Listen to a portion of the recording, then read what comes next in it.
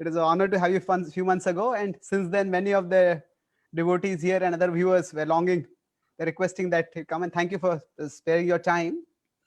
So today I thought, Maharaj, we could discuss on the topic of the left, the right, and Dharma. Oh, So, that's good. It's good we're avoiding any controversial topics. yeah, it will be a miracle if we can avoid controversy while discussing this topic.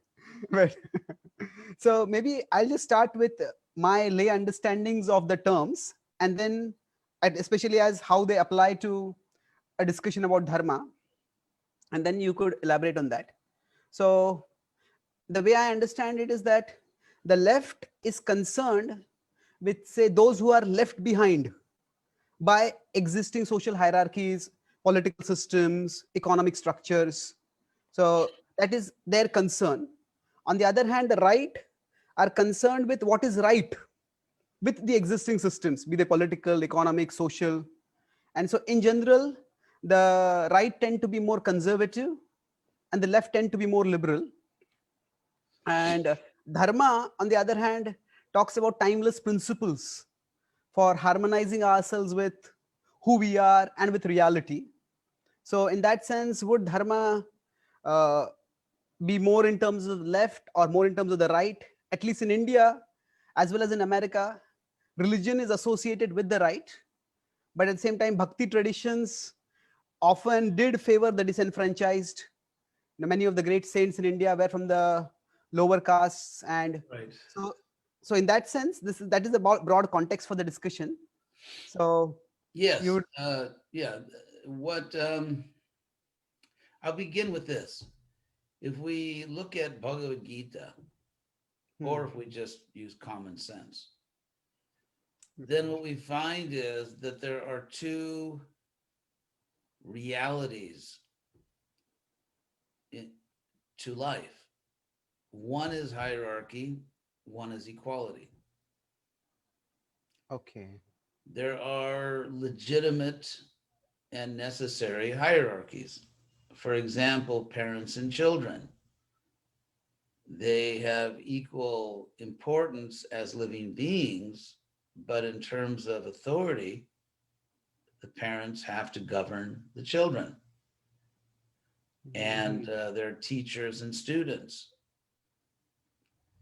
There hmm, are experts and non-experts, and so in any field, so there are natural hierarchies. Some people are more talented than other people in many fields. Some people create businesses and they employ people.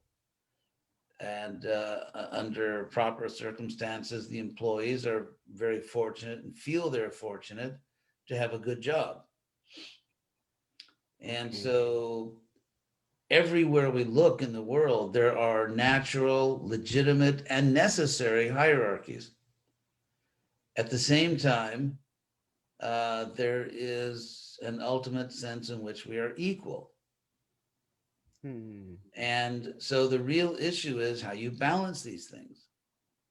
So if we say that now, for example, what you said is sort of the general perception that religion tends to be more on the right. But what we find is in studies of social science that religious people or people who claim affiliation with some religion tend to give more charity than people who are not religious. And of course, charity is generally given to needy people. And so I think we have to get past a lot of non-scientific stereotypes hmm, and see what's really happening.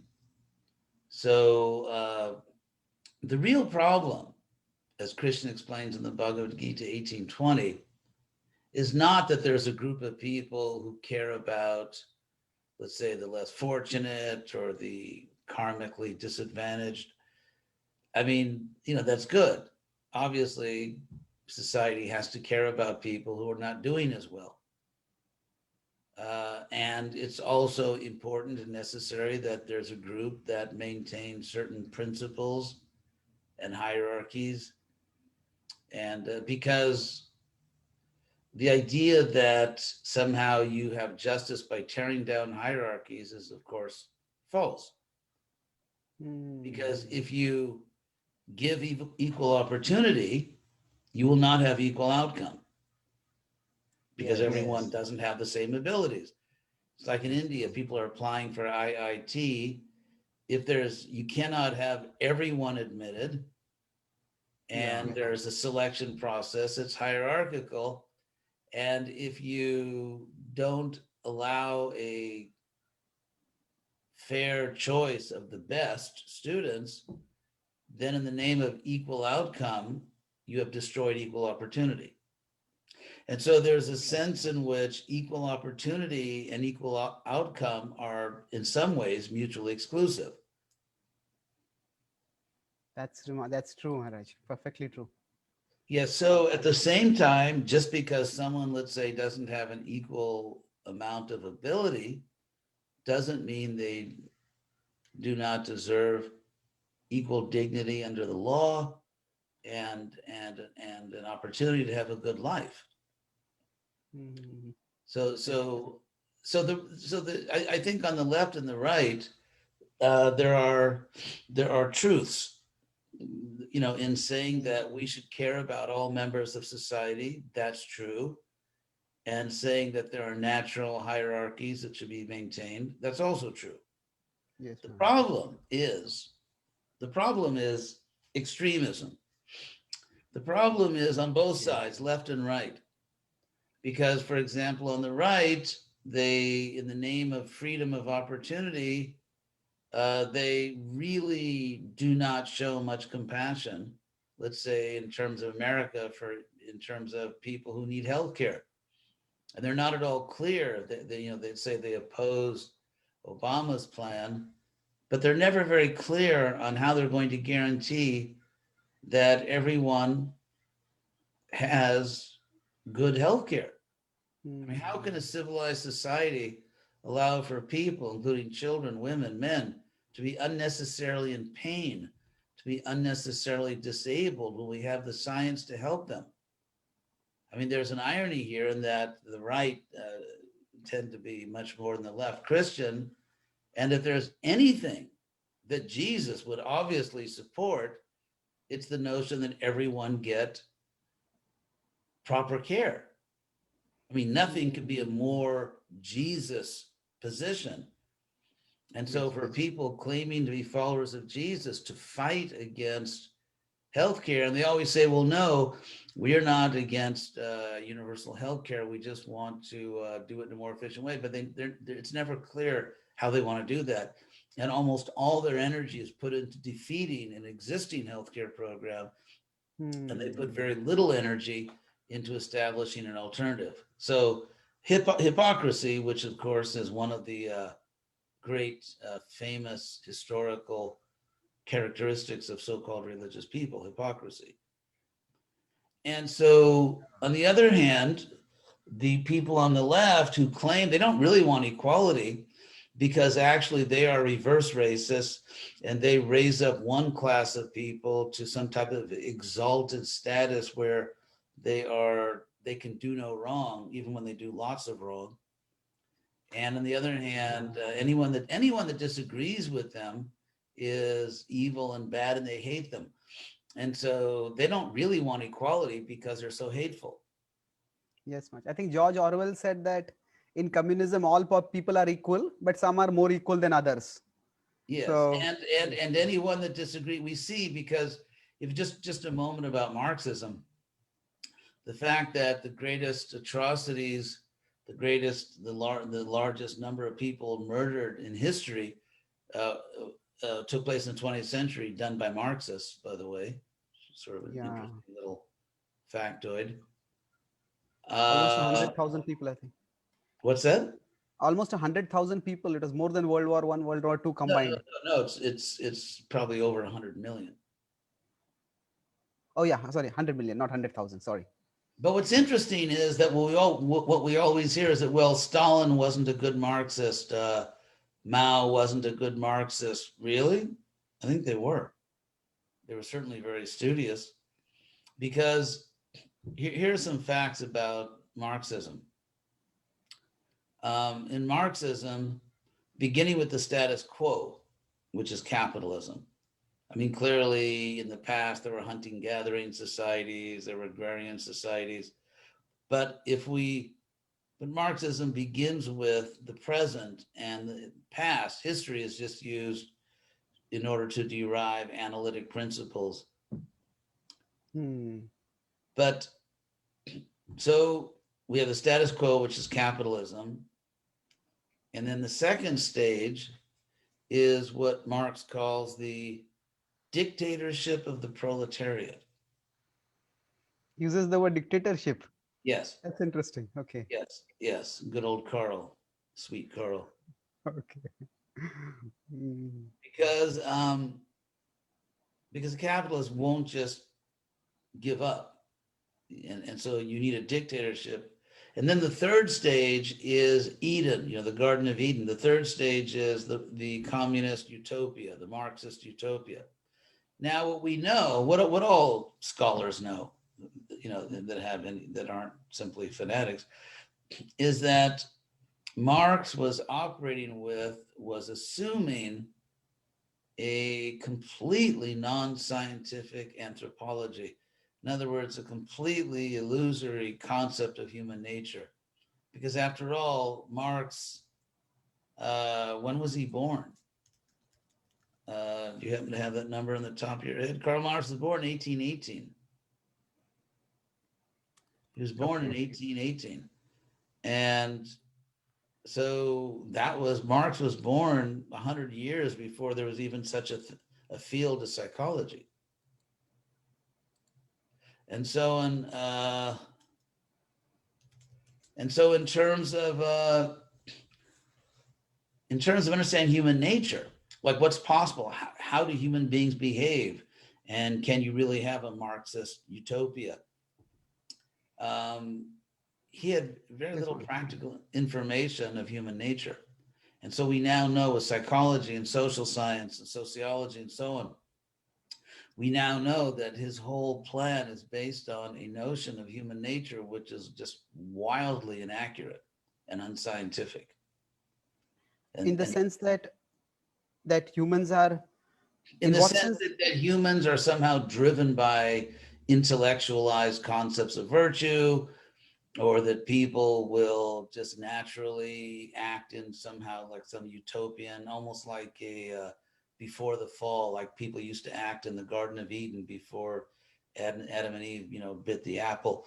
That, in other words, what we know is that people know they're selfish, and they are, and sociologically under certain conditions, they'll do certain things or won't do certain things. So the idea that people will just behave like angels if you just, have them read Marx's books is, of course, turns out to be absurd. It's Mhm. absurdly inaccurate.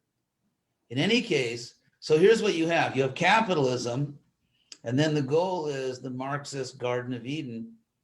And so in the middle, actually, it's not a Garden of Eden because they have industry, so utopia. Okay. So in the middle, you have a dictatorship. Now, since the third stage, the utopian stage, is just absurdly impractical and will never happen until the next Satya Yuga. Therefore, every Marxist country inevitably, necessarily stops in the position of dictatorship. Okay. And therefore, you look at Cuba, Soviet Union, China, Cambodia, name your hall of horrors, where you stop at dictatorship. And Marx justifies it sometimes because there are recalcitrant, in other words, stubborn, uncooperative social classes. So those classes, and because Marx was thinking sociologically, if you look at Western intellectual history, sociology sort of got going quite a bit before psychology. And so Marx is thinking sociologically, and he thinks that in terms of social dynamics, if necessary, and it probably is necessary, you eliminate social classes. Well, the sort of like the unvarnished word for eliminating social classes is genocide. Okay. That's kind of like the, if you want to use plain talk, plain language, genocide. So in So committing genocide of the classes who are in power, so both that everybody social, would be no, equal. yeah, whatever social club, basically everyone that doesn't have an "I love Marx" bumper sticker on their car. You know, it's Okay. so you eliminate entire social classes, and again, the simple word for that is genocide. Yes, that's terrible. So, Okay. so on the left, they Uh, plus plus Marx's conception of religion as a basically a mental, like a form of madness. It's like a drug. It's like when you take a drug, you become hmm, basically crazy. So religion, the opium of the people, because it has them thinking about the next life, and therefore they don't pay attention to this life, and yes. turn the other cheek, and all kinds of very impractical things. So, but anyway, it's not just Marx. I mean, you have the real point is the real Mara, point. just a minute. Can I just Yeah. respond to a couple of thoughts what you mentioned?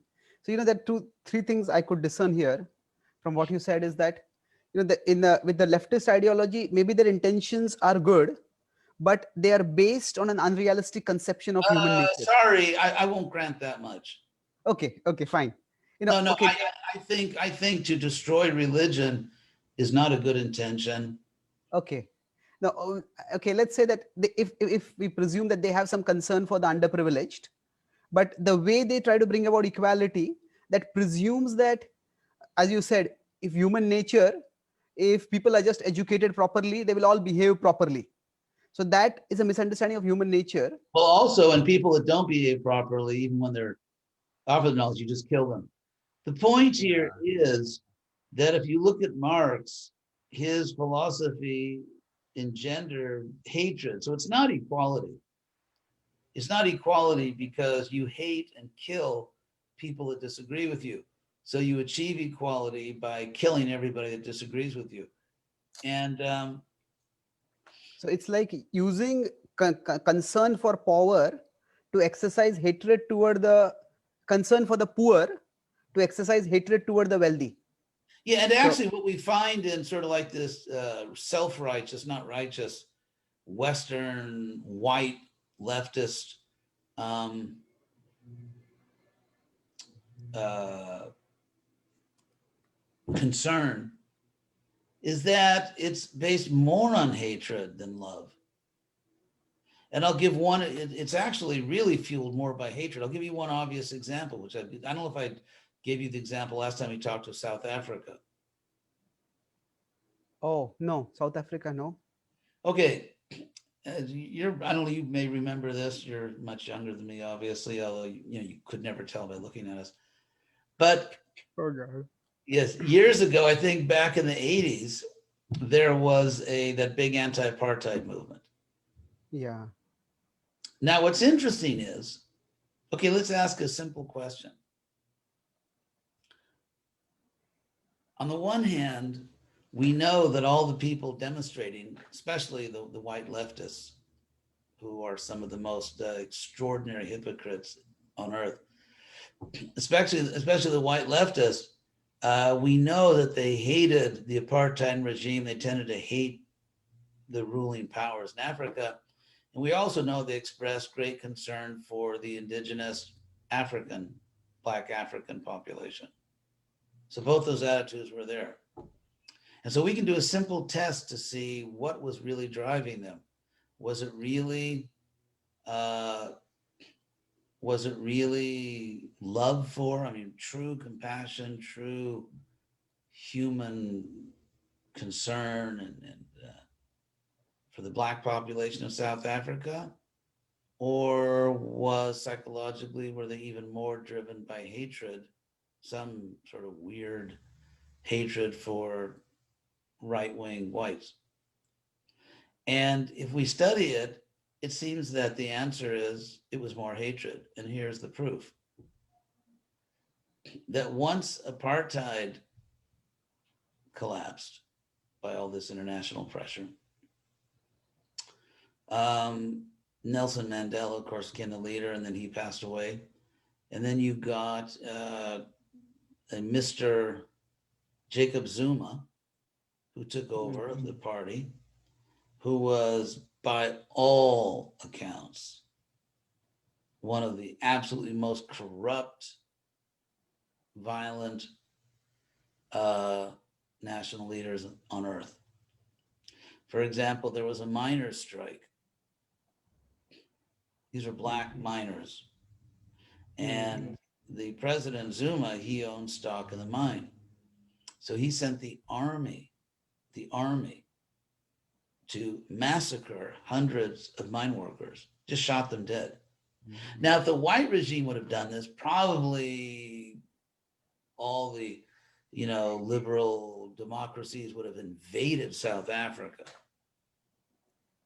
But what's interesting is that he just massacred all these mine workers. Just shot them dead in cold blood. This was which year, Maharaj? I never heard about it. Yeah, that's the point. Yeah, look it up. You can look it up. You're a good researcher. But what's interesting is that no one gave a damn. Not one word of protest. South Africa has one of the highest murder rates in the world. It's an extremely dangerous country. No one cares. So it's just like, for example, let's say there are people in this world you care about. Let's say your family, your parents, or your siblings, or whatever. Your family, extended family. You care about them. Now, that care is lifelong, isn't it? Yes. I mean, for your entire life, you care about those people. If they're in special difficulty, of course, then the family kind of unites to help. But even when there's not some, that kind of difficulty, it's your family. You care about them. Or your dear friends. You always care about them, no matter what situation they're in. But what we find is that these leftists do not care about people once they have vented their hatred. So they really could not care less about the people of South Africa. Because now they have something else to hate. And so they've moved on to their next hatred. Oh, God. So it's almost like the government becomes God, and you use the government tries to, it's a totalitarian government which grabs power by using the excuse of concern for the poor. yes, And for example, in America, they say Black Lives Matter. And yeah, so that's a very charged slogan now. I'll ask a simple question. Do Black lives simply matter? Which, I mean, of course they do. Or do Black lives only matter when you have an opportunity to hate right-wing whites? And it turns out only when you have an opportunity to hate right-wing whites. Because it turns out that of all the African Americans criminally killed in the United States, 90% of them, 90, are killed by blacks. Yes. Yeah. So, but those lives never mattered. In other words, if you really care about Black people, say in America, you actually care about them, then all this time you would have been in those neighborhoods doing all you could to help those people, trying to fix it, trying to lobby the government for programs. Let's improve the schools. Let's, ironically, the law-abiding Black citizens, who are most of the Black community, the law-abiding Black citizens want more police, not less. Because when you cut down the number of policemen, the first people to suffer are the Blacks. Yeah. And so, it's interesting because generally, I know I'm kind of left bashing, but there's just certain things that need to be said. For example, there's a type of philosophical, sociological determinism, which is behind the leftist position. In other words, if it's the case, as it is, that let's say in America that blacks kill white policemen almost 20 times as often as white policemen kill blacks, which the 20. press, the press will never mention because it's not politically correct. But anyway, without drawing any conclusions from that, just simple statistics, and in general commit many, many times more murders than whites or Latinos. And so it doesn't mean they're inferior, it doesn't mean, but it does mean there's a real problem. Now, the leftist explanation of these facts, there are many other similar statistics. The leftist explanation is that it's the fault of the white people. Somehow the white people have forced the blacks to commit these murders, and the blacks are actually not morally responsible for it.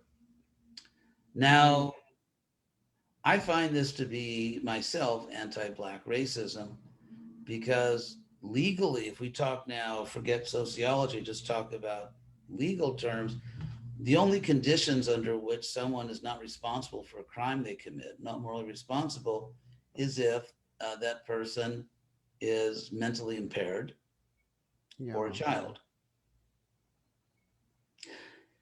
Also, So in a sense, when they are saying that the blacks are victims, so when you said it's like anti-black racism, so basically they are infantilizing the blacks, yeah, saying that you yeah, don't have any sense of agency.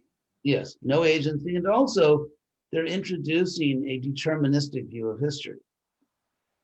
In other words, that historical circumstances drive people beyond their free will to act in certain ways, hence they are not morally responsible. But my point is this: if we are going to deploy here historical determinism, and if we want to be scientific, we also have to apply historical determinism to white racists. And by this I mean because America, in my view, there is no systemic racism in my view. I mean, obviously there are racists, but say the whole system is racist, I think is actually scientifically not demonstrable. But in any case, and you can't demonstrate it anecdotally, by the way. Yeah. That's all we get in the press is anecdotes. We never get actual statistics. But the point is, if you look at, and I mean like the really low class, ignorant, repulsive white racists, those are the people I'm talking about. Like, a lot of the people went to Charlottesville. I mean, that group of people, ignorant, crazy, white racists. What we find is These are that many, who are referred to as white supremacists. When yeah, you're yeah, saying white racists, yeah, okay. let's say white supremacists. So what we find is that many of them come from very bad backgrounds. Oh, so you are saying the same argument could be turned around. I'm saying either historical determinism is valid or it's invalid. If it's valid, if you want to use a theory of historical determinism to exonerate one group of people, you cannot apply that theory selectively. Because if you do apply it selectively and say, well, only blacks are subject to historical determinism and therefore are morally free of any culpability, but white people are not. In other words, the sins of white people or Chicanos or Asians or whatever cannot be explained away by historical determinism. Then what you're saying, and this is extremely racist, that black people are somehow more subject to be controlled by the forces of history and have less power or intelligence to assert their own will, even in the face of difficult circumstances. And therefore, that's racism. That's anti-black racism. So if Yeah. you believe that historical determinism, or you could say, well, no, it's because the forces acting on blacks were much more severe, but not always. There are some blacks who are billionaires or millionaires or famous or powerful politically, economically, in the entertainment industry, whatever. And there are some whites who literally are starving, Yeah. who are, there are blacks who are leading intellectuals, and there are whites who are illiterate and, truly stupid. Yeah. So therefore, um, And another thing with respect to historical determinism, you could also take it backwards and say even whites were not always in comfort. When whites were serfs in Europe, even they were enslaved at a particular time in history. absolutely. So And sometimes by non-whites. And what's interesting is that slavery was abolished in America before it was abolished in Africa, that because is, black yeah. leaders, we're talking about sub-Saharan Africa here. And of course, the Muslims had a huge slave trade. So black African leaders had black slaves, and slavery was only abolished completely, say in Western Africa, around World War I. Oh. So, and of I course, also read somewhere, Maharaj, that it is not so much the whites went to Africa and enslaved the blacks. There were blacks who were already enslaved by other blacks, and those were sold quite often to the whites. So in a yeah. sense, it's not So, exactly.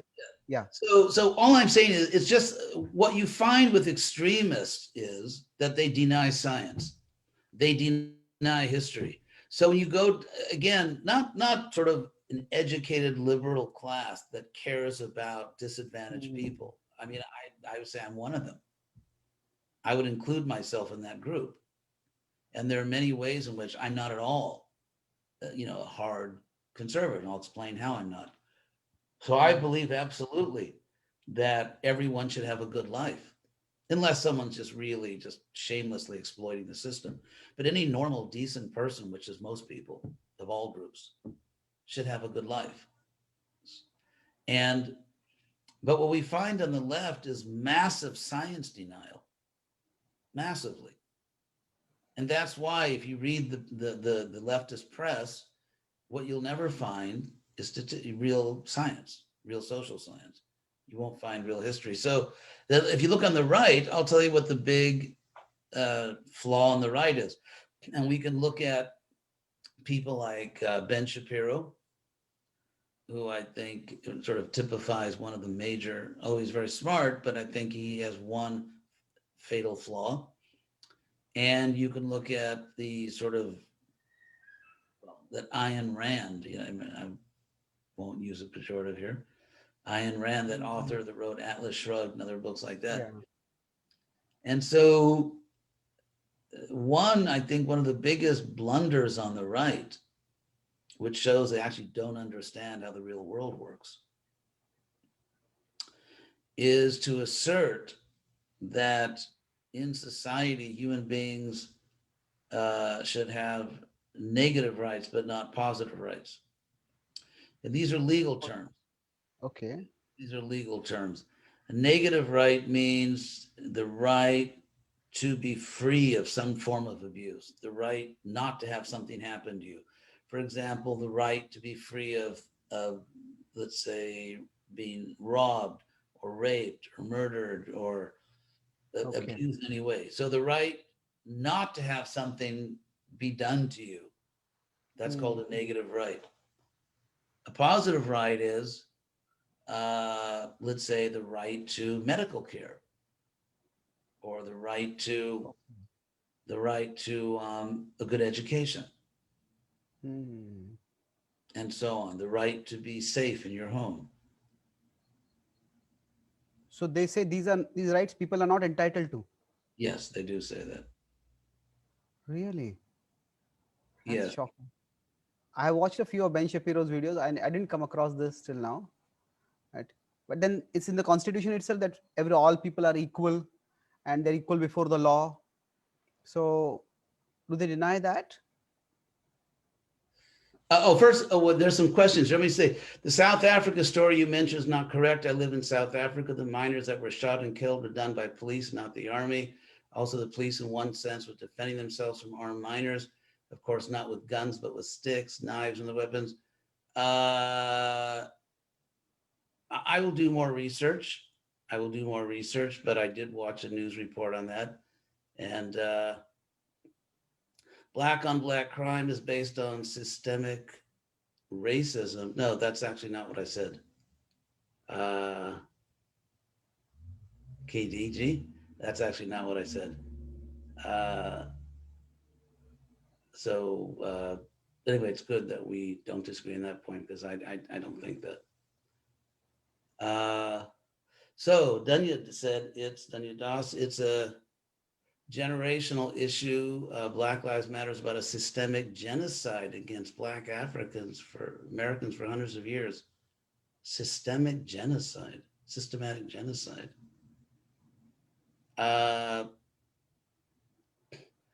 I find that to be inconceivably inaccurate. Systematic genocide. That is so far from any real history that I don't know what to say about it. Systematic genocide, where you're just killing everyone. Yeah, I don't know what to say about that. And then let's see, KD, you are drawing conclusions from statistics. Well, that's one of the, it's not the only, but it's one of the main methods that's used in social science. As far as the conclusions I drew, I understand these are controversial topics. I understand that, and some people are disturbed. As far as drawing conclusions from statistics, I don't understand how you would prove racism or not racism if you didn't have statistics or if you didn't have facts. So I'm not sure how else to be objective. Then another one from Dunya, people who own people as property for over 100 years, including the majority of the founding fathers, shows systemic institutional racism. The founding fathers, including Washington, refused to end slavery when they had the opportunity to enshrine said freedom in the Constitution and Declaration. Okay. By the way, I'm not saying that people didn't do bad things. I'm not saying that. I'm not trying to exonerate the founding fathers, but let's look at that comment.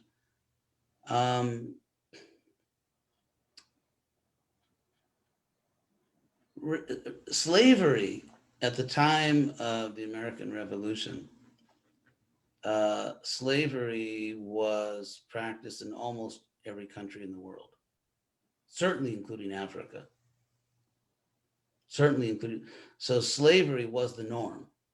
Perhaps the only country that didn't have slavery was India, but then they had a type of indentured servitude. So, I mean, basically, you could say that slavery was the norm throughout the world, certainly including Africa. And as far as the founding fathers, the majority of them held slaves. I'd have to look that up. I know Virginia was a very important colony, and it was obviously a slave state.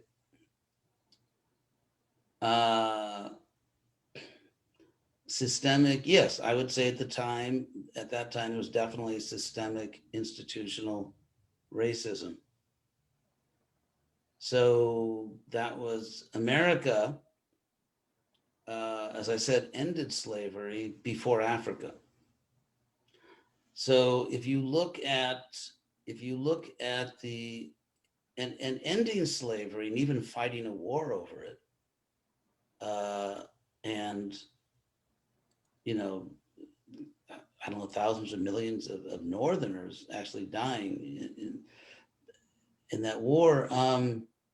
If you look at the whole abolitionist movement, which began, of course, many years before the Civil War, what you find is huge numbers of people, politicians, ordinary people, many Christians.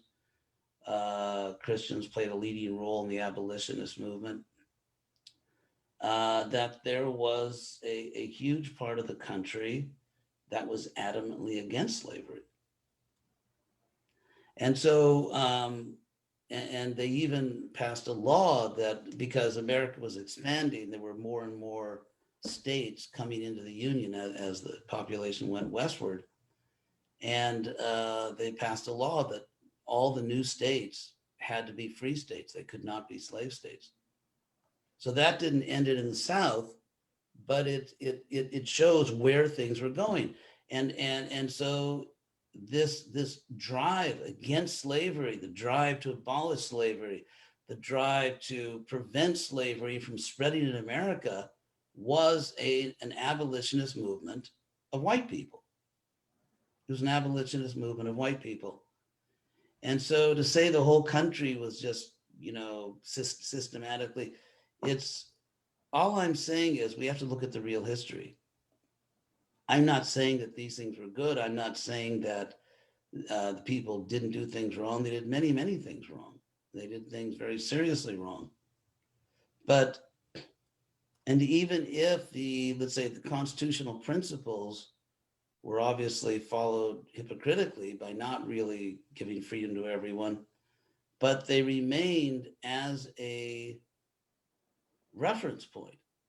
In other words, when you have the right principles, even if a society is not uniformly following those principles, it's good you have the principles, because then you can be called to task, you can be shamed, you can be, it can be shown that you're not following your own principles. And that's exactly what happened.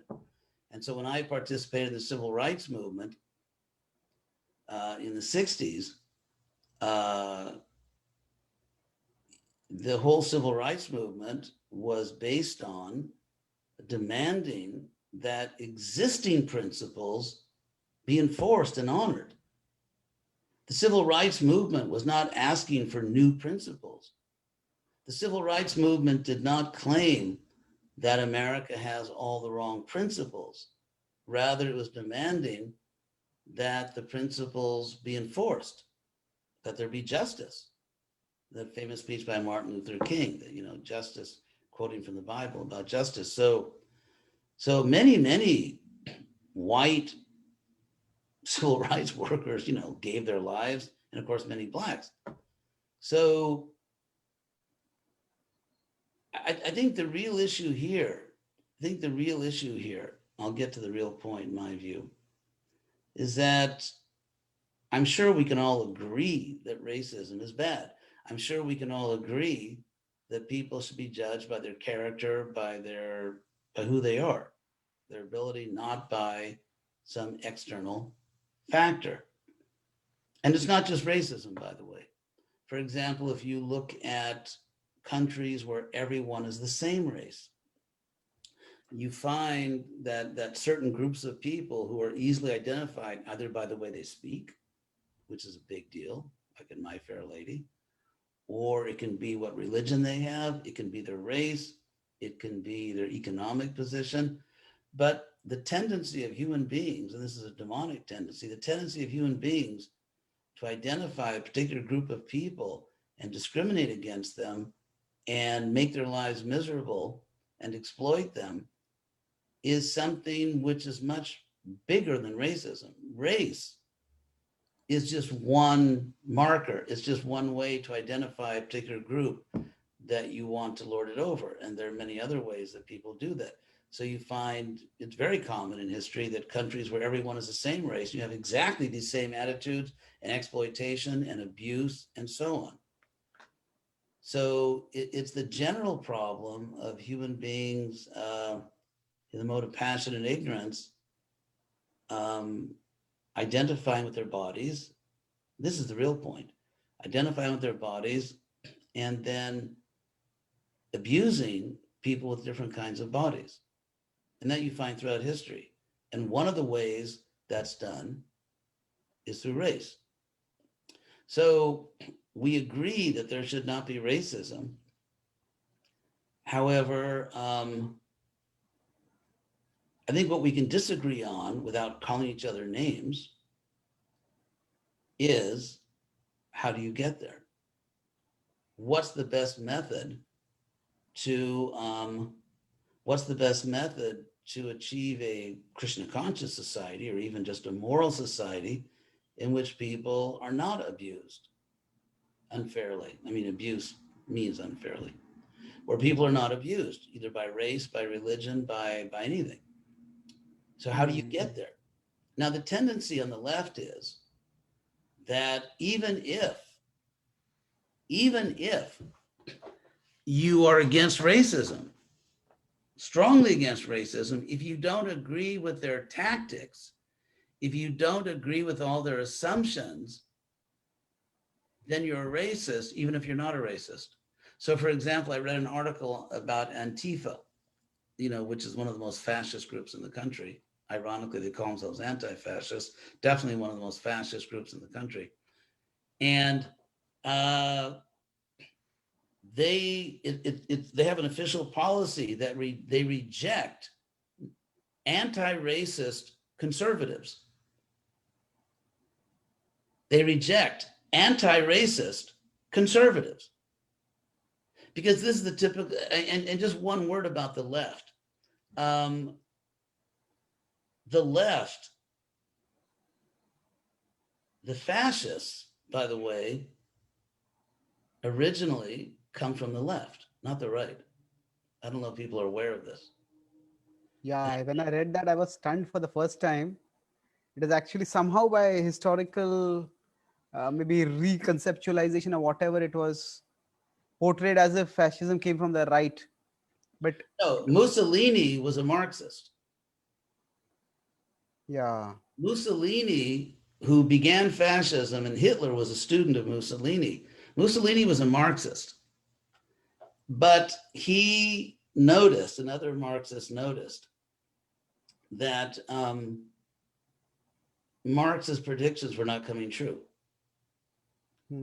As Marx predicted that there will be anti-capitalist revolutions. And although it happened in Russia, it didn't happen in Europe, and especially not in Western Europe. And so the Marxists, like Mussolini, were trying to understand why didn't Marx's prophecies come true. And they concluded that there was a mistake in Marxism. They didn't reject all of it. There was a mistake in Marxism. Namely, they believed that people would be greatly motivated by identification with economic classes. And therefore, the working class would rise up against the owner class or the employer class. So they thought that's what will motivate human beings. Mussolini concluded that there was another force in the world which motivated people more than economic classes, and that was nationalism. And we have to remember that during the 20s and back then when Mussolini was really getting going, that nationalism was a revolutionary thing. Nationalism also, by the way, really began, if you can go all the way back to Napoleon, because nationalism was a leftist position, not right wing, it was leftist. Because because nationalism arose in opposition to divine right monarchy. If you look at the history of European monarchy, I just got to say one thing regarding South Africa. I promised the person that made that comment, I will study it. I will be honest and fair.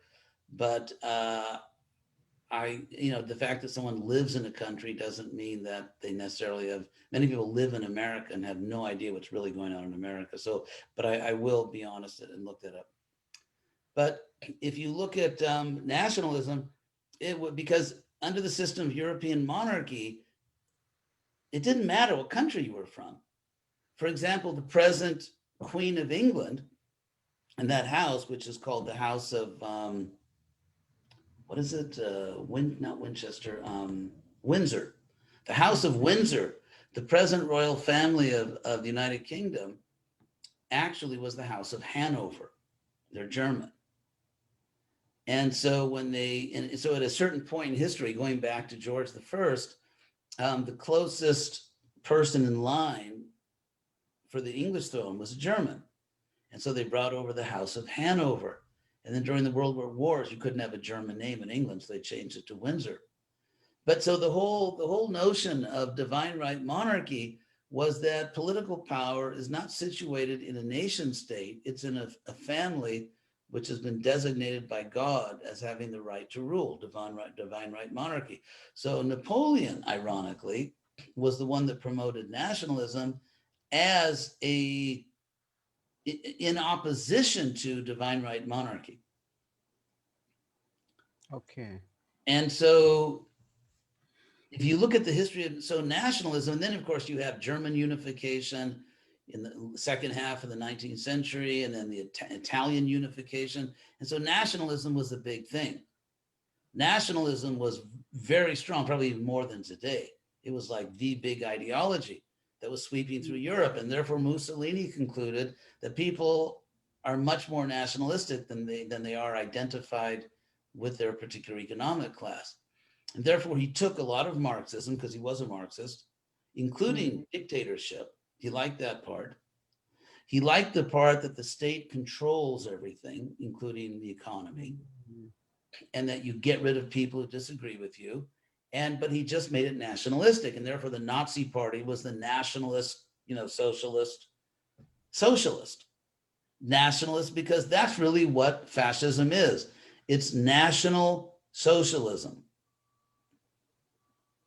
And so anyway, getting back to my main point,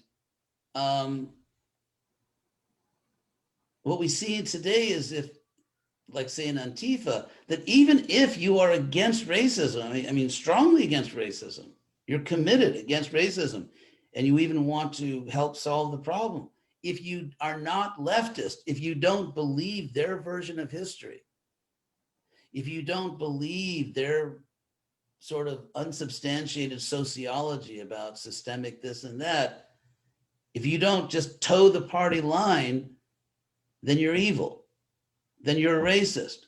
Not because you actually think that a certain race should be exploited or should be kept down or anything like that. You can be totally committed to equal opportunity. You can be totally committed to helping everyone to achieve a good life.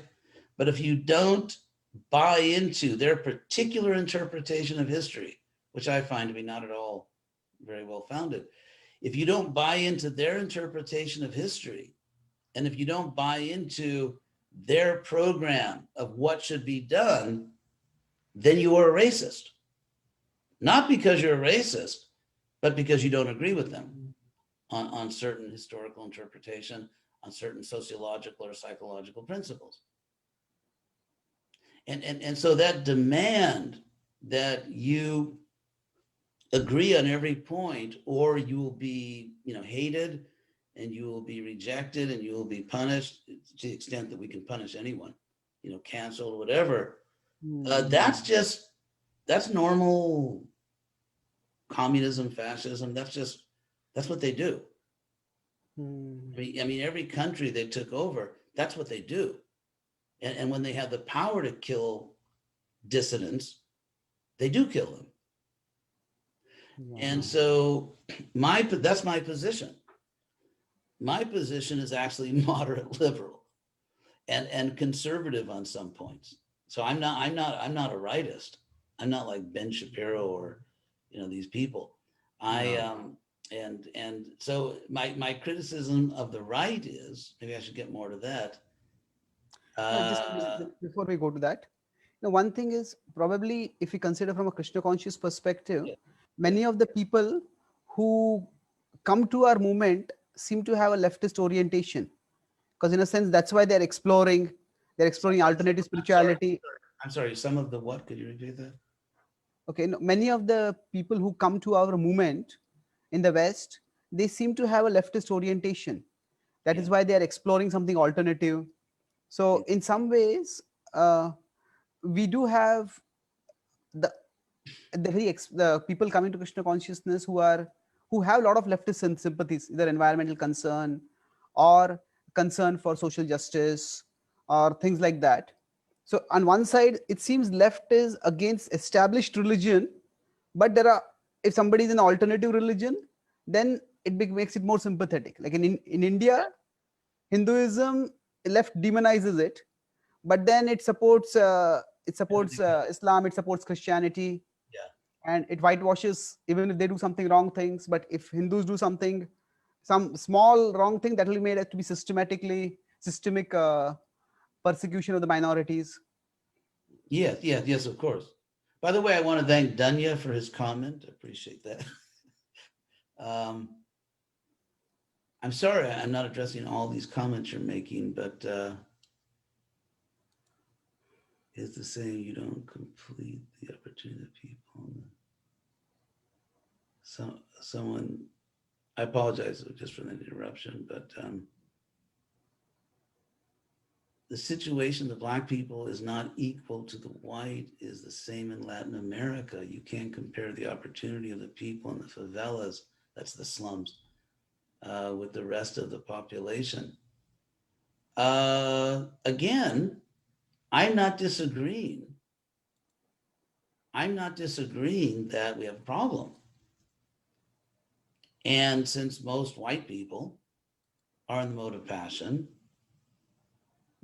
or people of all races, I mean, how many people in any of these countries are really in the mode of goodness? I mean, it's a small minority.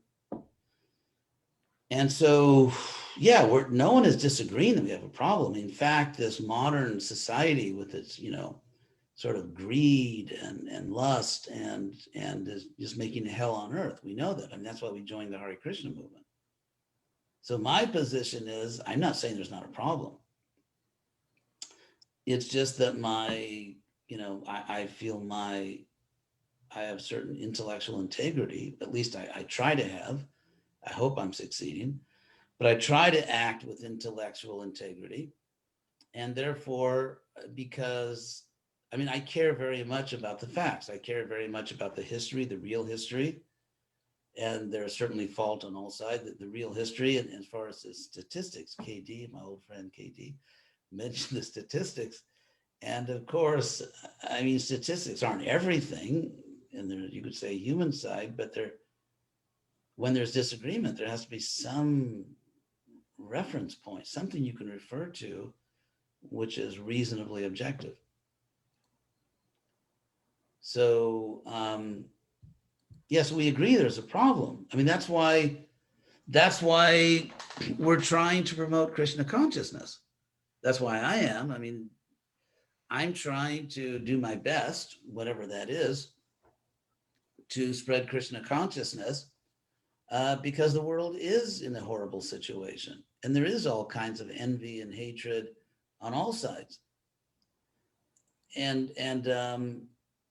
But again, I reserve the right, and I really do reserve it, the right to read history and come to my own conclusions. I don't think that people on the left necessarily are just much better than me at analyzing history.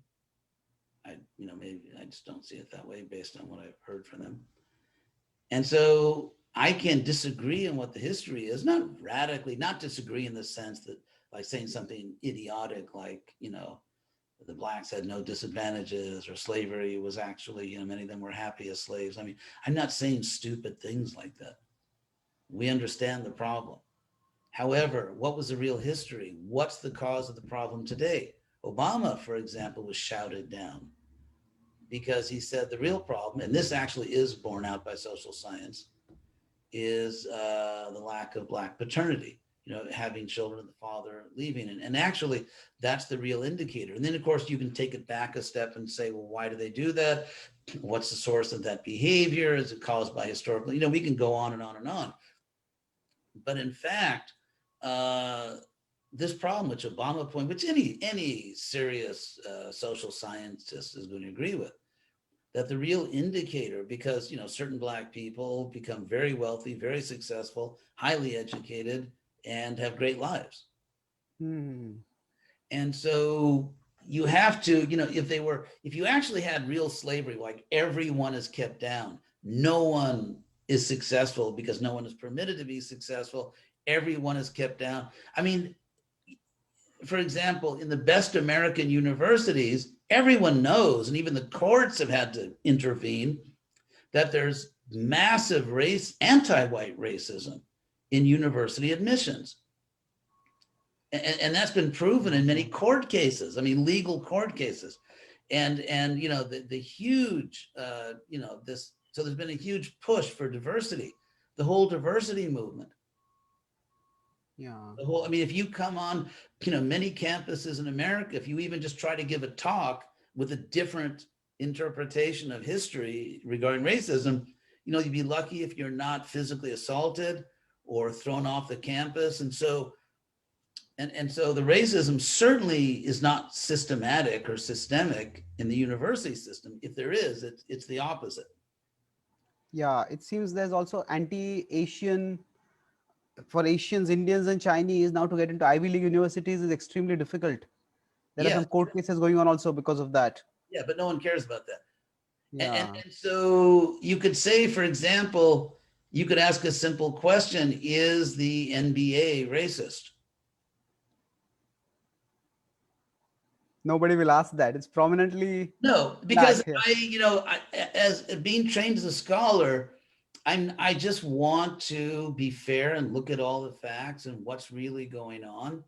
We know, for example, that the absence of Black fathers raising their children is scientifically, not ideologically, the single biggest problem.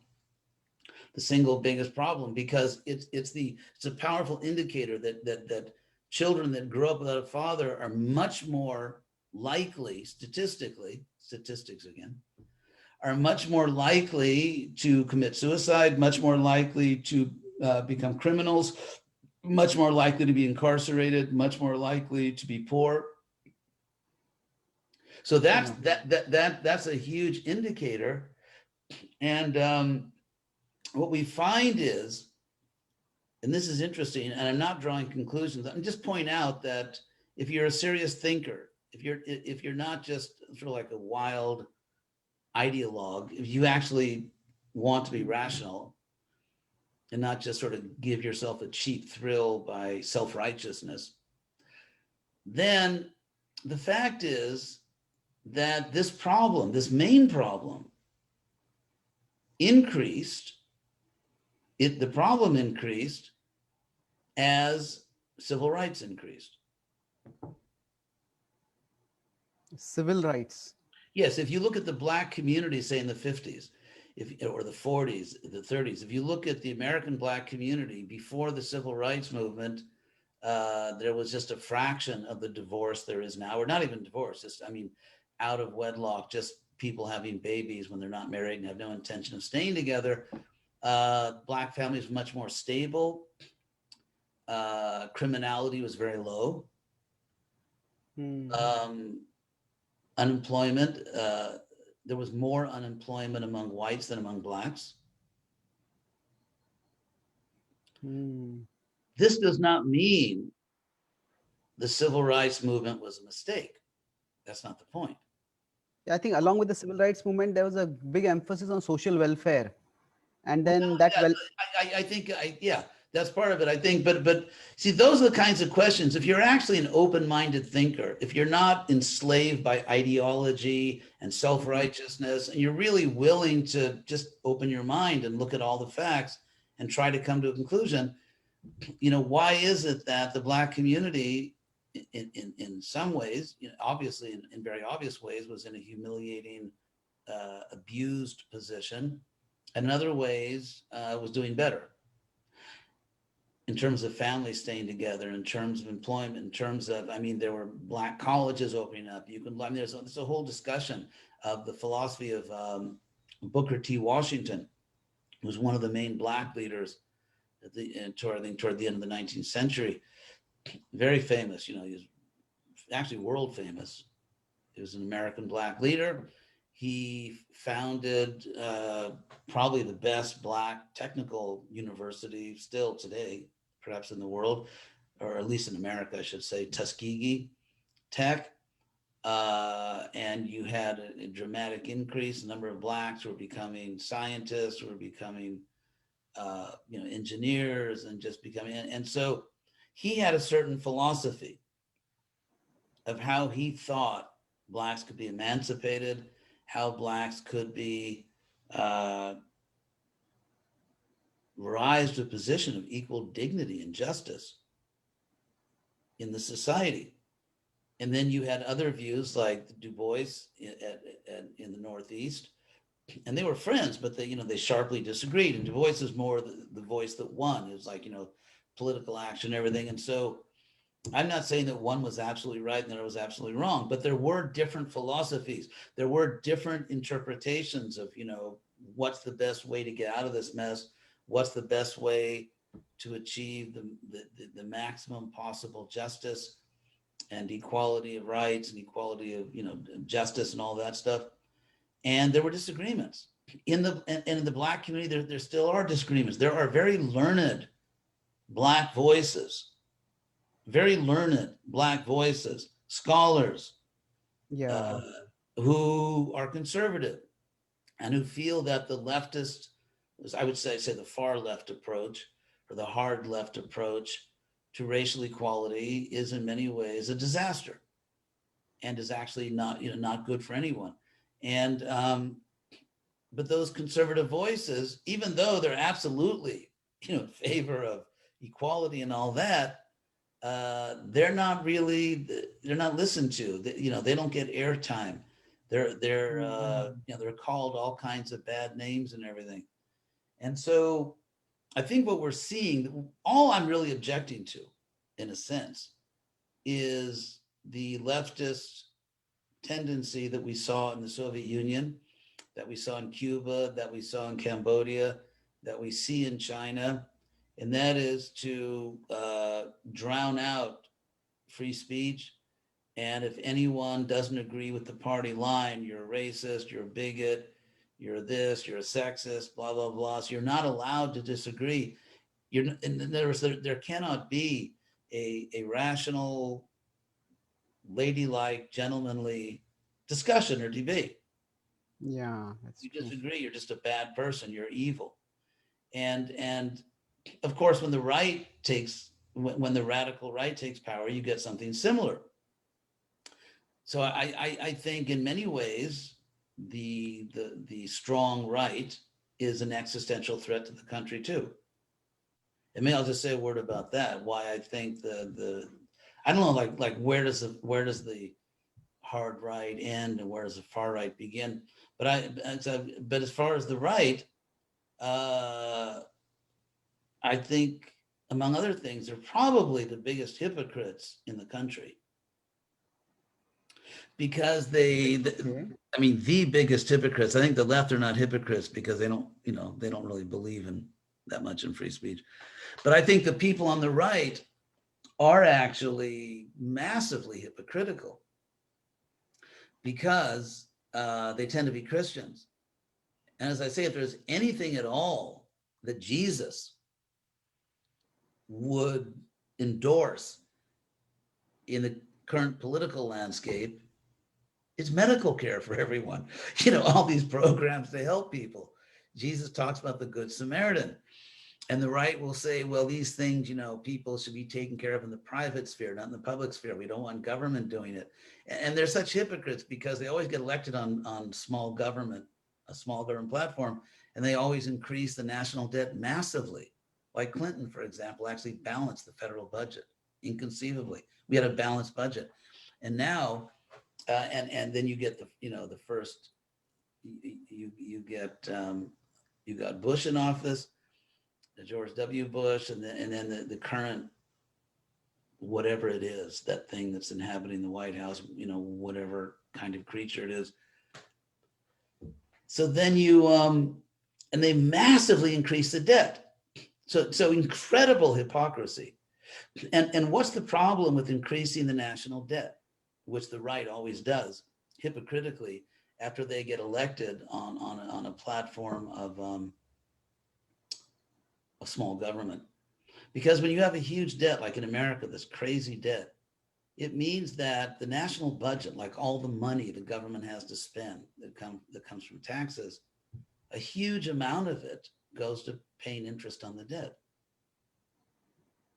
And therefore, and you even had this class of philosophers that said, no, it's good to have debt. But what that means is there's actually not that much money help people that need help. There's not that much money to keep infrastructure in good repair.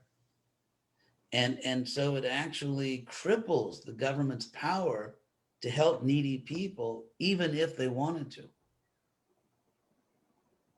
And so that's a Republican thing, hypocrisy.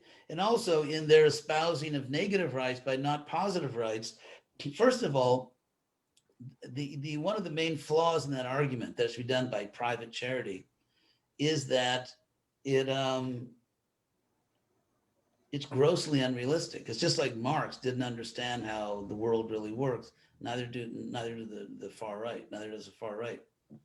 And so, in other words, if you're lucky, and there are a lot of charitable people in your town, then you won't starve, or you'll get medical care, or your kids will be able to go to college. And if you're not lucky, then maybe you will live a life in terrible pain. Maybe you will see your children suffering because you can't get the medical care, or you have a pre-existing condition, and so on and so forth. And so they just sort of gamble with the most basic well-being of other human lives. Their argument, which is a good one actually, is that government tends to be just wickedly inefficient. And when the government has programs, then what happens is that you waste a huge amount of money. Most of the money goes to an inefficient government bureaucracy, and people aren't really helped that much. I mean, there's evidence. For example, Lyndon Johnson had his what do they call it? New Society, or whatever his program is called. I mean, we can prove that the government wasted trillions of dollars and did not actually significantly improve the welfare of the target populations. But in answer to that, I think the answer to that would be that states can be much more efficient because they're directly in touch. States, counties, and so there is a way. If you're determined to help people, then you can find a way to get a much more efficient ratio in terms of how much taxpayer money is spent and what are the actual social benefits. So it is possible, in my view, to actually dramatically increase the efficiency of that, or all kinds of tax incentives, all kinds of incentives can be given to the private sector to give charity, which is still a government supported program. So I think the right, and also they also give all kinds of arguments to justify or depict as benign the radical polarity of wealth distribution. And the real fact is that when you have radical extremes where you get a lot of people with very little money who are struggling, and some people who are literally filthy rich and just throw their money away on idiotic, hedonistic things, then people on the lower end no longer identify. It's like, it's not a team. It's just like if you have, let's say, a basketball team, and you get one player that gets like half the team's budget for salaries, Okay. Hierarchy is one thing, but hierarchy can become so extreme that it no longer is perceived by people at the lower end. They don't feel that we're all in the same system. Yes, man. I mean, if you perceive that, let's say, okay, here's a leader, and the leader is really making it all happen.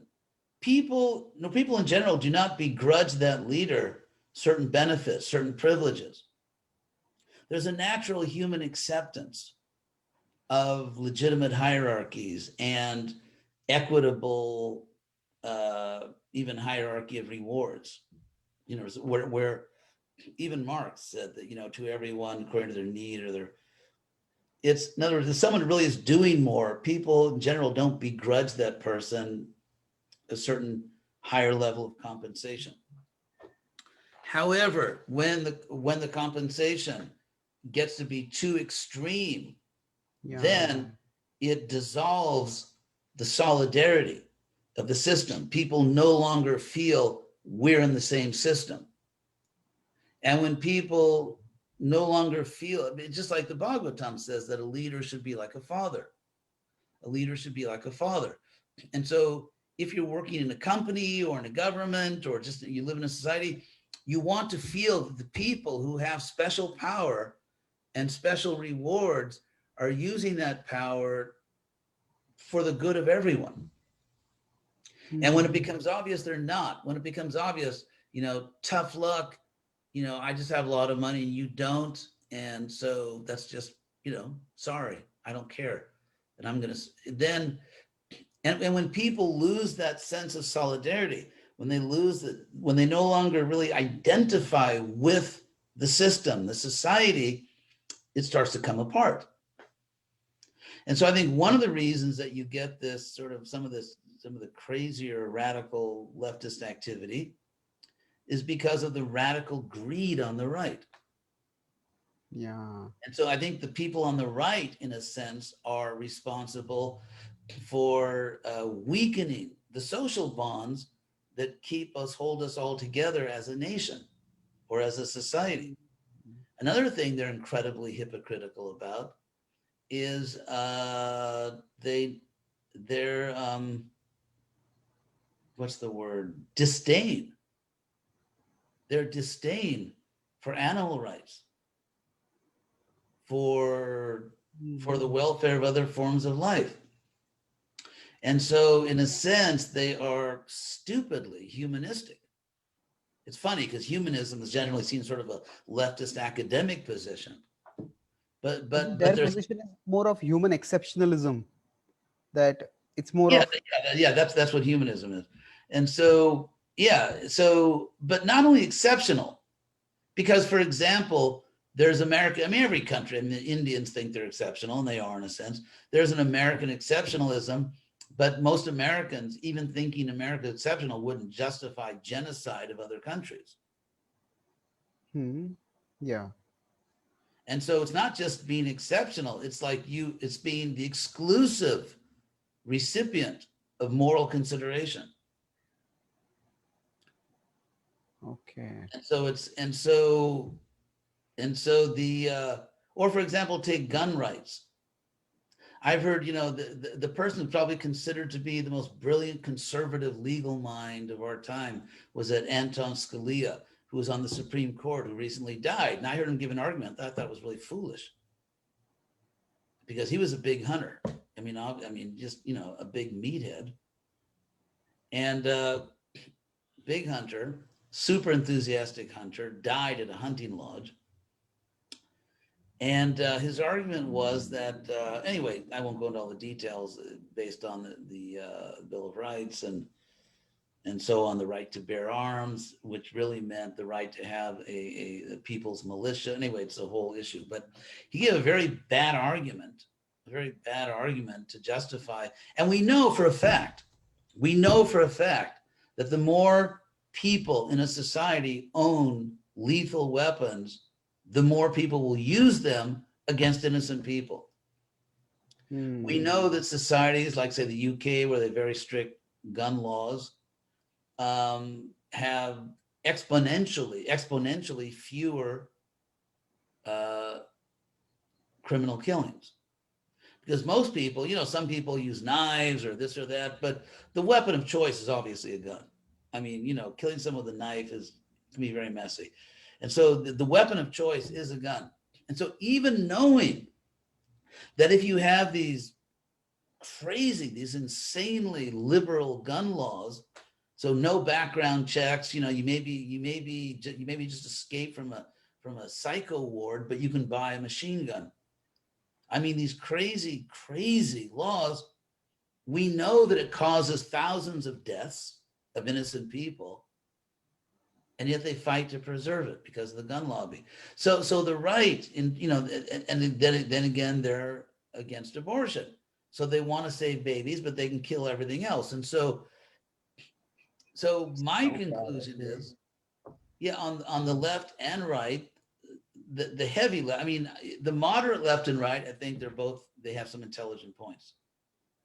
Moderate left and the moderate right, I think they both have some good points and some mistakes. But when you start to become extreme, because what drives extremism? Extremism means you cannot, by definition, be way on the left or the right unless you've divided the world into two parts. You have this sort of this infantile binary worldview in which you divide the world into two parts, and we know that is flaming mode of passion. And Krishna himself says in the Bhagavad Gita that people in this state of mind, ayatavit prajanati, that they understand things inaccurately, they cannot see clearly. And so by definition, it's like, this is psychological determinism, that if you are really on the left or way on the right, you are not seeing things accurately. By definition, you have a warped view of the world. And so therefore, just last conclusion, then I'll turn it over. But my conclusion would be that we need Krishna consciousness. Yes.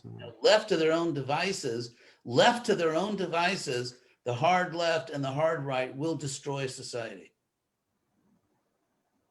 Both of them tend to be, in my view, ignorant, self-righteous, not righteous, self-righteous, and both of them are an existential threat to the world, as history has shown. Yes, ma'am. And so the middle, I think the middle position with Krishna consciousness is the solution. Yes, Maharaj. Thank you. This has been a very exhaustive discussion, analysis, I would say, of both left and right.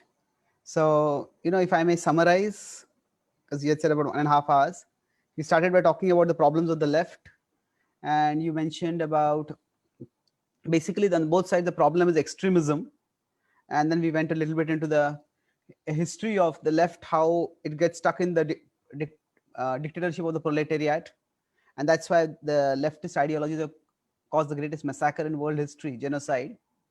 And then the overall problem with the left is that it is operating based on, it's a form of determinism, but it's selective social determinism, that blacks behavior is determined but not other races. So either it is true, it's not true. So it's interesting, left accuses the right of science denial, but you pointed out how the left also operates on science denial.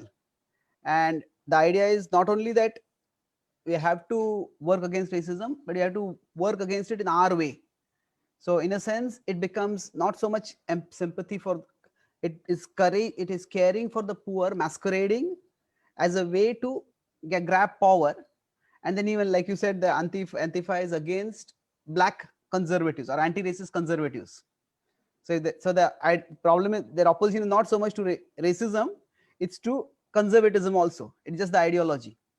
So you talk basically left as an extreme level, it is quite disruptive. Then at the right side, we discussed, I think, 3-4 main things. One is there's a lot of hypocrisy because there is not concern for poor.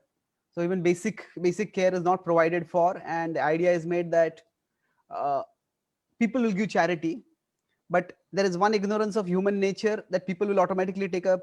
All people will behave equally on the left side, but on the other side, all people will behave. Wealthy people will behave charitably. That's the presumption, which is also utopian on the right side.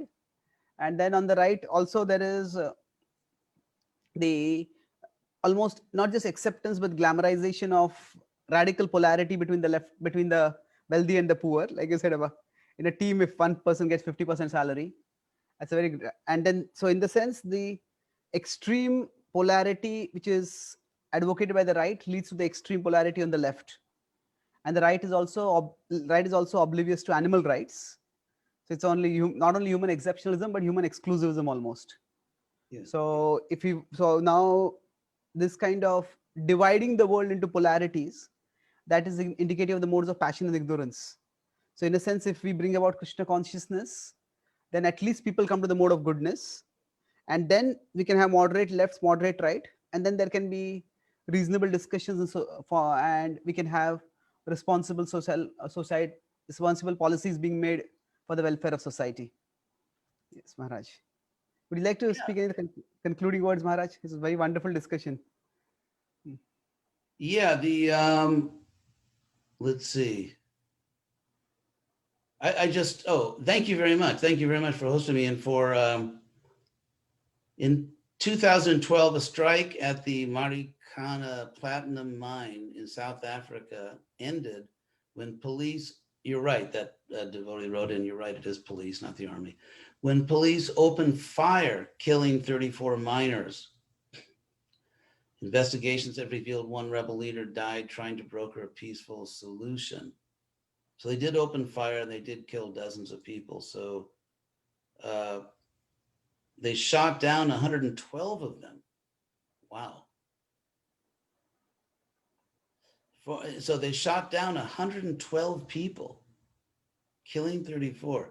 In any country, this would have been a traumatic moment. For South Africa, it was a special kind of nightmare since it revived images of massacres by the state in the old apartheid era, with one brutal difference. This time it was predominantly Black policemen with Black senior officers working for Black politicians who were doing the shooting. So, yeah, you see, but again, because it's a Black government, somehow you need an apologetic. It can't really be that again, everything has to be exonerated. One last point, but thank you very much, that someone wrote in, and I didn't really answer it. This was Maheshwari, Radha Maheshwari. Situation of the Black people is not equal to the white, and the same in Latin America, people in the favelas. Yeah, my point was never in this discussion that there's not a problem. That's not my point. But as far as the situation in Brazil, in which, there are serious problems in Brazil, what I need to see is reliable information. Sorry, KD statistics, in the sense that, for example, let's say I would have to know much more than I do, and I don't know about it as I do in America. What are the government policies? What's both federal and state regarding college admissions? What programs are there? And are there special programs for, I know, for example, for about 8 years, how many years was it they had Lula, who was a leftist president? So they had a leftist president for many years there. And he instituted many programs, socialist programs. And so there is a problem in Brazil, is absolutely, there's very serious social problems in Brazil. And so the issue would be exactly what are the policies, exactly what is the problem. In other words, when you see a situation like that, favelas, which is kind of like the slums, although now some of them are not really slums, they're really kind of just sort of unofficial huge neighborhoods or even towns, as they call them now. But yeah, I think we have to know a lot about the history. We can't just immediately conclude that we know about it, even if we don't know the history. So if I spoke to someone who is impartial and educated on the subject, a professional scholar who was not, leftist or rightist, just a scholar, and we could find out all the facts, and then I could draw a conclusion. And so I won't really comment on Brazil because I just don't know enough about it to speak with integrity about the problem. Here's something. Do you see any correlation between how Vedic society was structured and what today is considered the less immoral and unethical kind of social economic model by philosophers of economics like Ludwig von Mises, Friedrich Hayek? Boy, whoever wrote this is smart. And Murray Rothbard, who believed the state is the main propeller of social injustice. Right libertarians and anarcho-capitalists used to think that the non-aggression principle and the right to private property are essential for a peaceful society. Oh, yeah, that's Srimati-san. Yeah, I thought I recognized you. That's very good. I mean, you know a lot of the stuff. We'd have to talk about that. And unfortunately, I don't, just from that short comment you made, I feel like I don't want to give a strong opinion on something which I'm not comfortable that I really understand what you mean, but I'd love to talk to you about that. But in general, the non-aggression principle and the right to private property are essential well, non-aggression is, there is a justifiable use of force, both by government and ordinary citizens. If someone, let's say you have a family, let's say you have children, and someone comes into your home with a clear intent to commit harm to your family, and you have the means to stop that person violently, and you cannot stop the person non-violently, then I think it's obviously your duty to stop the person who's going to harm your family or just harm innocent people in general. And so, anyway, thank you for the question, but we'd have to talk, and I'd have to know a lot more about exactly what you mean before I could say something that might not embarrass me later.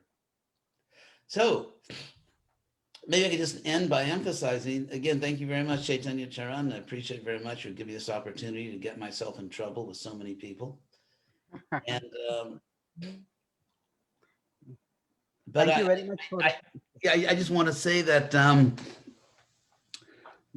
I am strongly committed, my personal views, to the principles that Krishna teaches. Krishna emphasizes equality in Bhagavad Gita. It's all over the Bhagavad Gita, equality.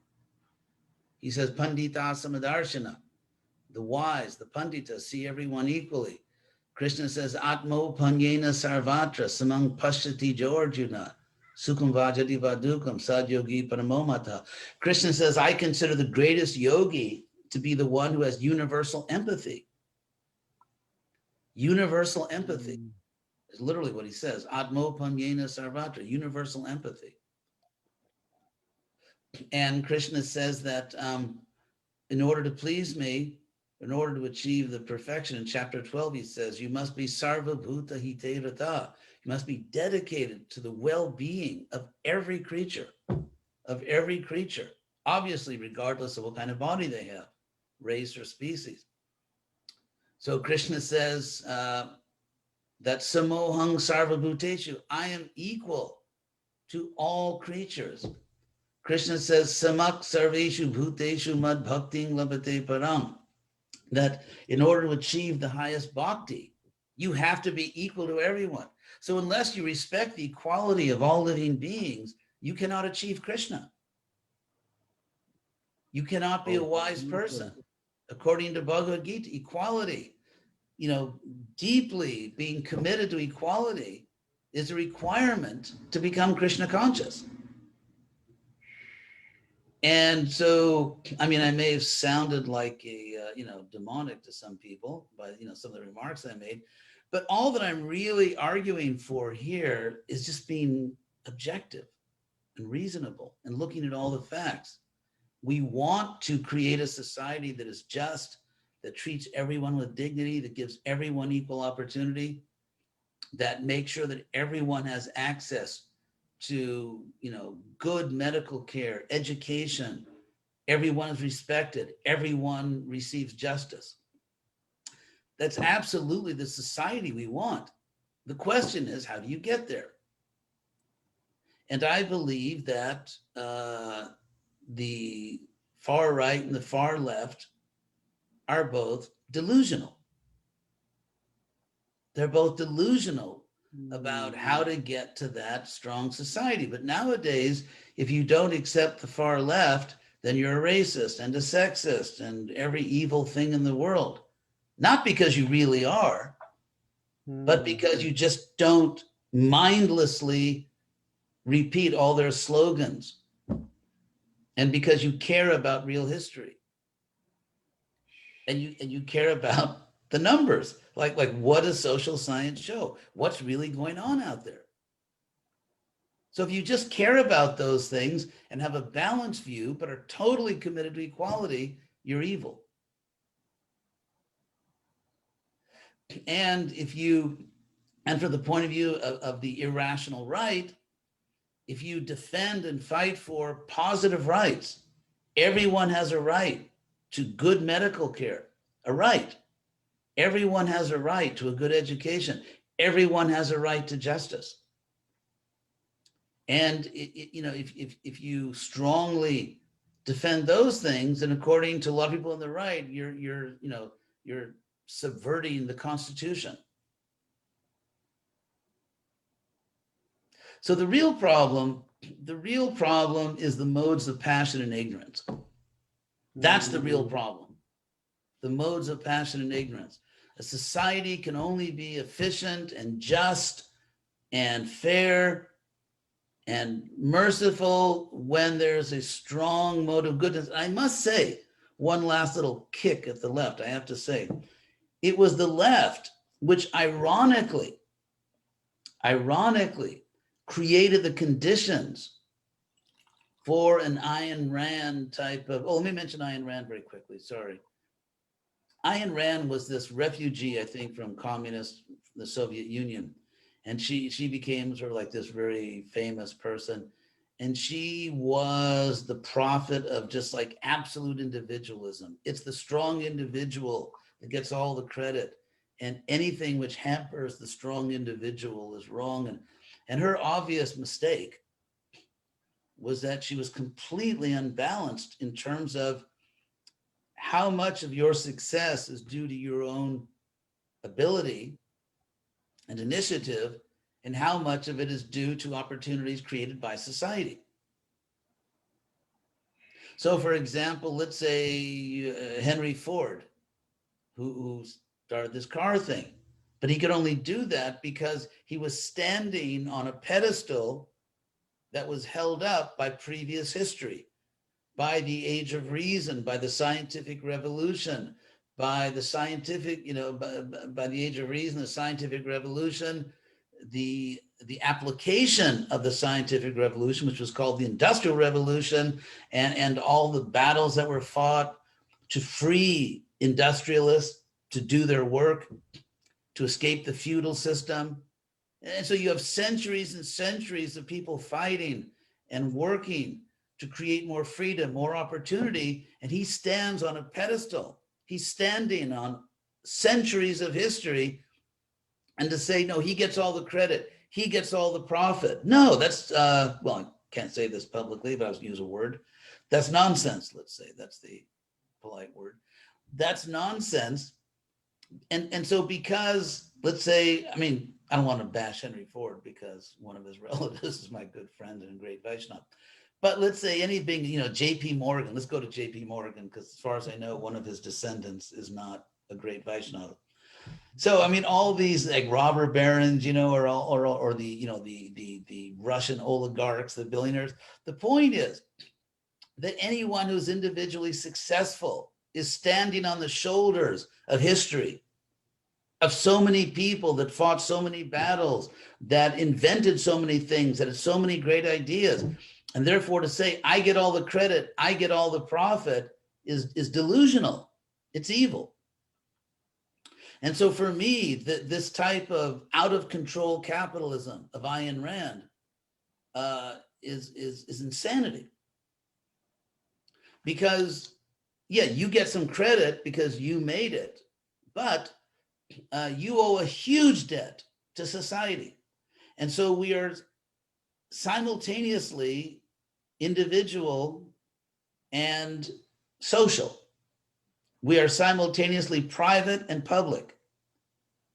And every one of us has an extraordinary social debt, which ultimately is a debt to Krishna.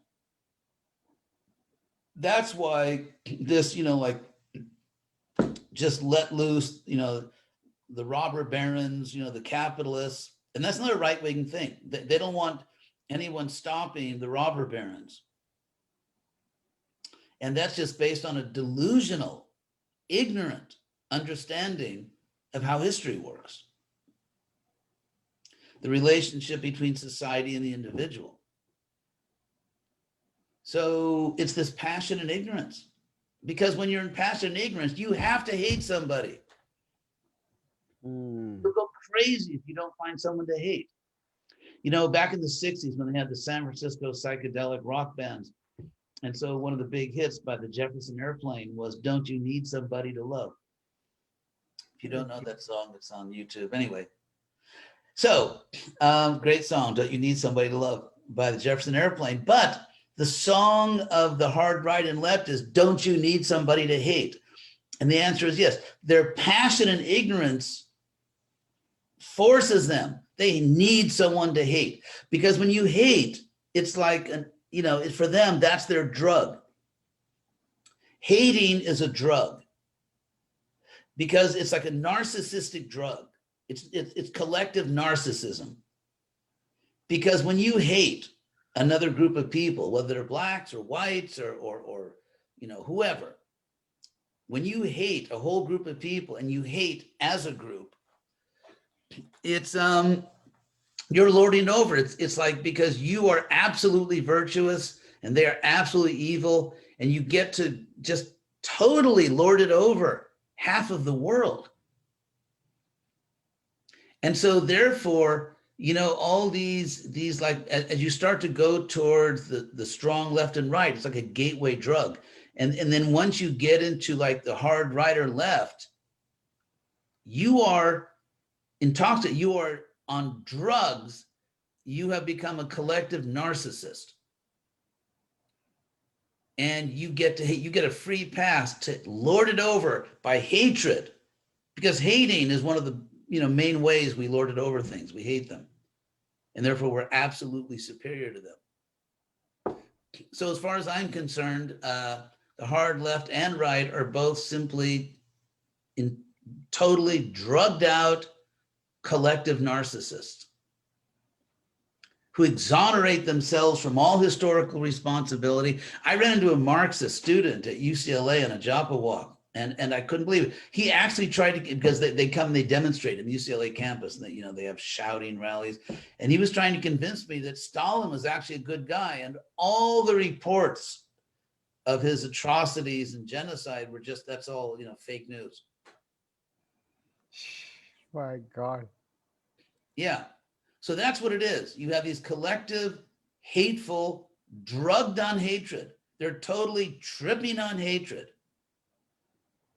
And so therefore, devotee, in my opinion, has no business in these dark extremes, political extremes. And that we should be in the mode of goodness. We should see equally. We should see everyone as part of Krishna. And if we do want to help to correct injustice, we should be very, very careful not to slip into these, partisan positions. We should know history. We should know social science. We should know what the hell we're talking about, and not just filter out all the contrary information, which is what the hard left and right do. It's called confirmation bias. It's a well-known, well-established psychological principle. You filter out anything which doesn't support, you're reading it, but your brain filters out anything which doesn't support your position. So you have to be in the mode of goodness. You have to be equal to everyone in order to actually be a thinker, a sage. Krishna says pandita. That means scholar. That means sage. Those who are actually wise and intelligent. They see everyone equally, and they check their facts. Check their facts, yes, Maharaj. So thank you very much. Thank you very much, Maharaj. I'm not in too much trouble now, but. Oh, no, it was wonderful.